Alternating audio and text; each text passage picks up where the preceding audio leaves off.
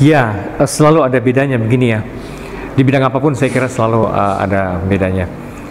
Menguasai secara kognitif, bagaimanapun tidak selalu identik dengan menghayatinya, gitu kan ya.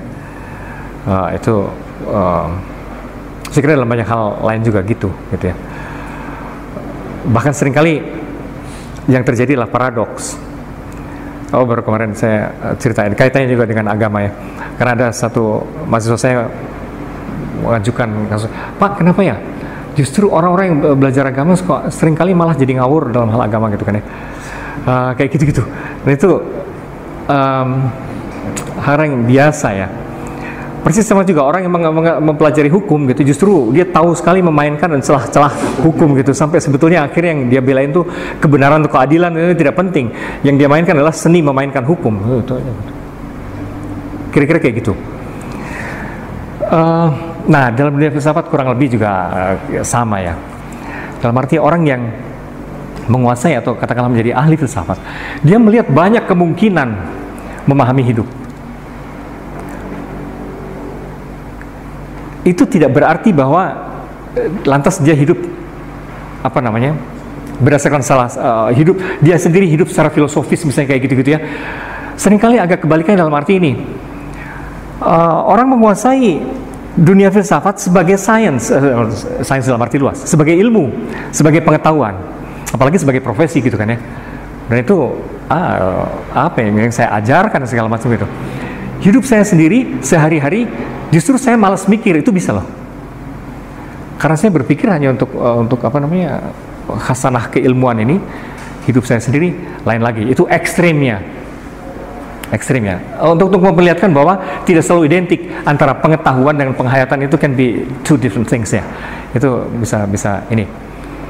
Kecuali kalau begini, kalau si orang ahli filsafat ini, doktor ini atau guru besar ini, dia memang diam-diam sudah seperti dalam tanda petik mengimani jalur filsafat tertentu. Misalnya dia mengikut tadi Nietzsche misalnya gitu, ngikutin Nietzsche. Nah, biasanya kalau udah kayak gitu ya dia akan menghayati hidupnya memang seperti dalam kerangka berpikir Nietzsche gitu ya. Itu bisa.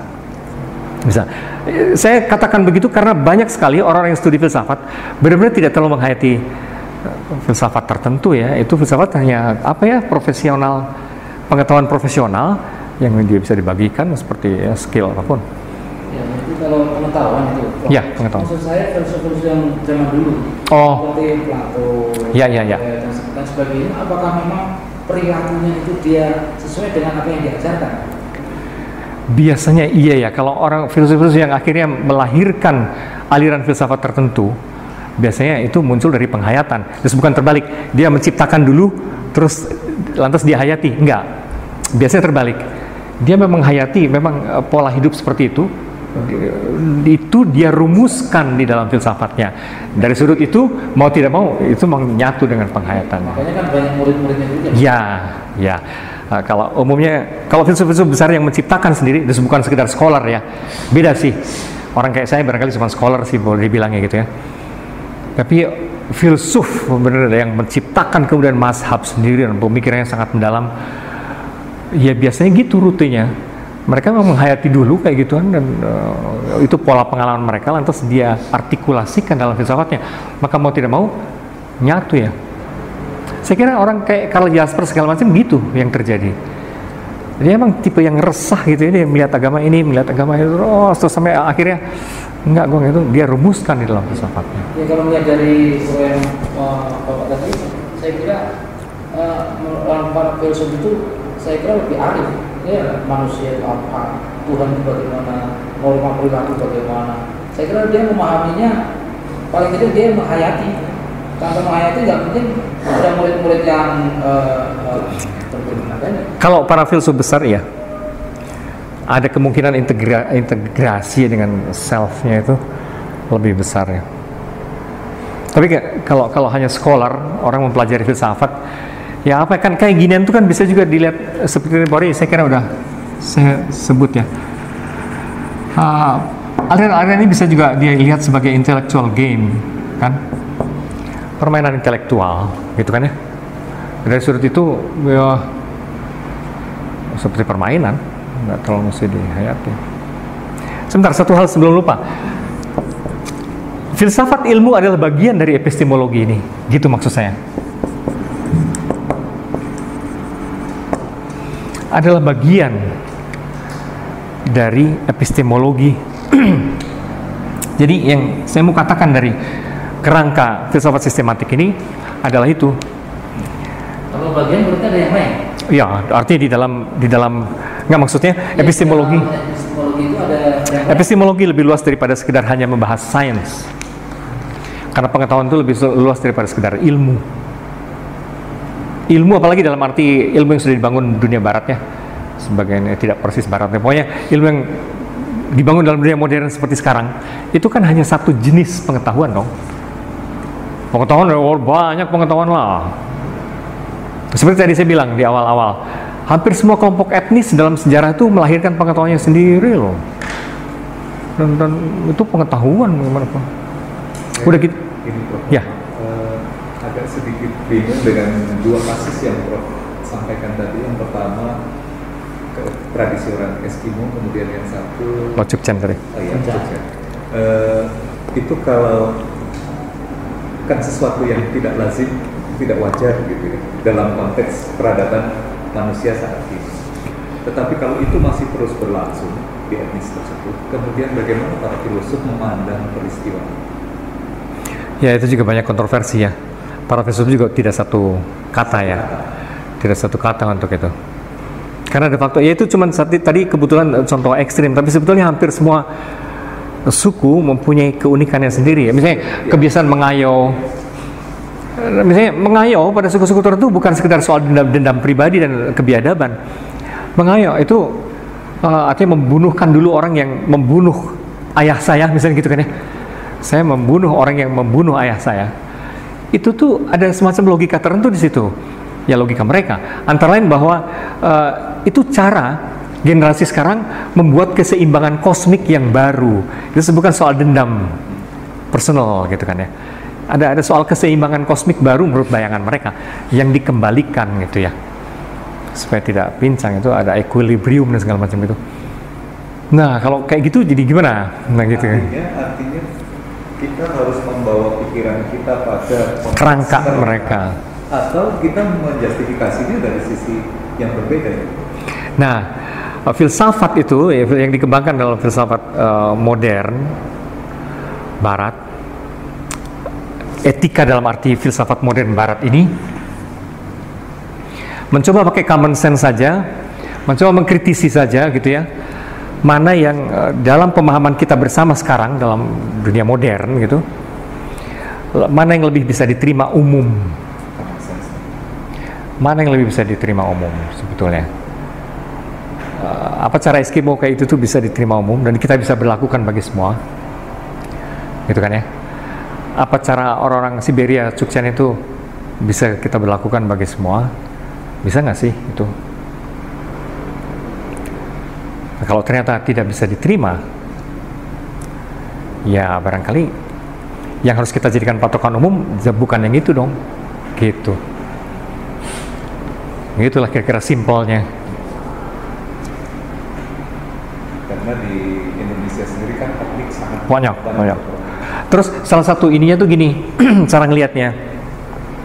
Oke, cara berbakti itu bisa macam-macam. Ibaratnya gini loh, orang bisa cium tangan, bisa memeluk, berbakti pada orang tua tuh, bisa sekedar biarkan orang tua di sana, saya kirimin duit aja udah cukup, SMS aja cukup gitu. Itu bisa juga kan gitu kan ya. Atau cara berbakti ya justru masukkan ke rumah jompo atau apa. Oke, bisa berbeda-beda cara berbakti. Tapi kan semuanya itu mengandung kesamaan. Itu kan berbakti, bahwa kita wajib berbakti pada orang tua. Bukankah itu sama gitu loh. Maka orang gitu loh, mencari yang lebih esensialnya, toh kita juga ada titik temu di situ. Gitu. Dan kemungkinan juga kebenaran tadi itu mengalami perubahan. Nah, itu salah satu yang nanti memperumit lagi persoalan kebenaran itu persis the fact of change. Itu tuh gimana? Dan itu orang baru hal seperti itu baru naik ke kesadaran ketika mulai muncul ilmu di abad 18-19 yang namanya sejarah. Nah, ilmu sejarah itu yang menyadarkan orang melihat turun. Dulu kan apa ya, orang memang mengalami perubahan, cuman nggak ngeh. Udah gitu sistem filing, pendataan segala dokumentasi segala macam kan wah ada gitu.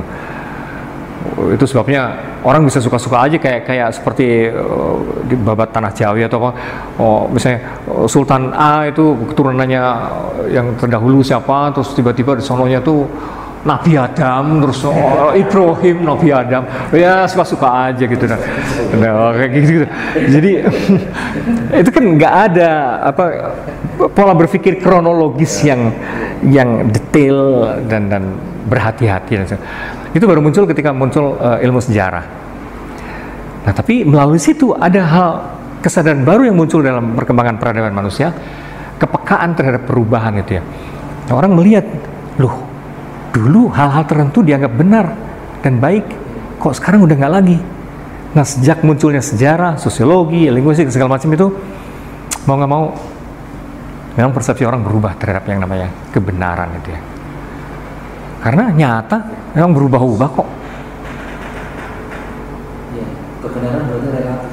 Nah itu. Dalam arti gini, kebenaran adalah batas nalar kita. Dalam situasi tertentu, semua orang memang sepakat bahwa dunia ini, bumi ini rata. Karena nalar umum waktu itu tidak bisa melihat kemungkinan lain bahwa the world is flat, gitu ya. Kan kita orang juga belum bisa ngelihat ke atas, belum ada Columbus yang melihat bahwa ternyata itu bulat gitu. Jadi waktu itu memang terbatas gitu. Jadi nggak ada salahnya juga. Nah, orang mengira benar itu gitu. Nah, orang mengira langit tuh kayak langit-langit ini lengkung gitu kan ya. Emang kayak gitu, emang gimana lagi. Maka setiap kali orang menggambar ya kayak gitu, sini flat. Sampai nanti muncul orang lain yang tiba-tiba bisa mengelilingi bumi dan apa, lo nggak gitu, ternyata bulat itu. Padahal kita nggak bisa lihat itu bulat apa nggak gitu. Dan langit itu ternyata kok tak terbatasan, nggak ada itu sosok begitu. Kalau kita kesono terus, bablas terus, entah kemana, nggak ada ujungnya. Nah itu kan keterbatasan baru lagi. Nah, kita menganggap itu yang benar. Pada awalnya kita mengira bumi ini pusat, matahari muter-muter. Itu orang waktu itu tidak bisa melihat lain selain itu. Sampai Kopernikus atau Philolaos, Kopernikus, Galileo Galilei. Tadinya Philolaos muridnya Pythagoras, dia ada intuisi itu, dipelajari oleh Kopernikus. Kopernikus sebagai pastor ini merasa kayaknya bener dia, tapi ini kok bertentangan sama ajaran Katolik gitu ya. Gimana ini gitu. Dia takut-takut gimana. Tahu ada Pythagoras. Lu bener Kopernikus nih sebenarnya. Tapi gimana ini gitu ya. Ya kayak gitu sedikit, tapi akhirnya kan nggak bisa dibendung. Kayaknya salah kita semua itu. Gitu loh. Bumi ini muter-muterin matahari gitu. Nah itu waduh, pusat gravitasi yang berbeda sama sekali dalam dunia intelektual, dan itu mengubah banyak hal ya, persepsi diri manusia segala macam berubah waktu itu kan. Kalau gitu kita itu bukan siapa-siapa dong, bukan makhluk istimewa segala macam gitu. Dan sekarang kita misalnya sampai pada kesadaran yang lebih luas lagi, kayaknya memang ada banyak planet lain yang mengandung kehidupan, dan kita tuh apa ini cuma salah satu doang kali. Itu pun lebih mengubah lagi persepsi baru kita. Ya sih, batas-batas nalar itu yang seringkali kita anggap sebagai pengetahuan, batas-batas kesepakatan sementara itu yang kita anggap terus kan. Dan sejarah menyadarkan kita bahwa loh kok gitu berubah-ubah nih gimana gitu.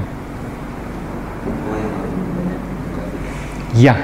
Waktu dia bicara sejarah ilmu kedokteran, dari mulai dicerita mendasarkan bahwa sejarah perkembangan ilmu kedokteran itu epistemologinya tatapan gitu ya, sampai berubah gara-gara pas ketemu mikroskop, loh ternyata ada kehidupan yang lebih kecil. Tadinya kan yang terlihat aja. Nah itu juga persis keterbatasan yang terbobol. Tadinya kita mengandalkan penginderaan aja, tiba-tiba ada mikroskop, loh ternyata, nah kan itu kan jadi lain lagi gitu. Yang melacak kayak gitu memang filsuf kontemporer adalah Michel Foucault.